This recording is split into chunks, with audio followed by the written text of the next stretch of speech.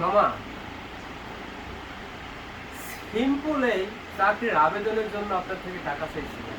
আমার বন্ধু বান্ধব, এলাকার বড় ভাই সবার থেকে টাকা চেয়েছিলাম তার চাকরির আবেদনের জন্য। আজকে চাকরি পাইছি, আমার প্রচুর টাকা।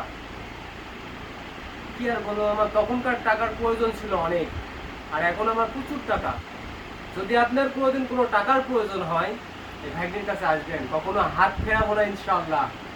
তো ভালো থাকবেন, আসি, সালামু আলাইকুম।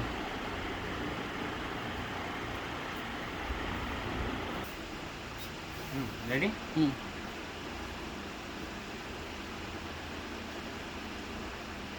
ওইটি চলতেছে, তাও থাকবেন, চলে যাচ্ছে ওইটি। হ্যাঁ, দেখান।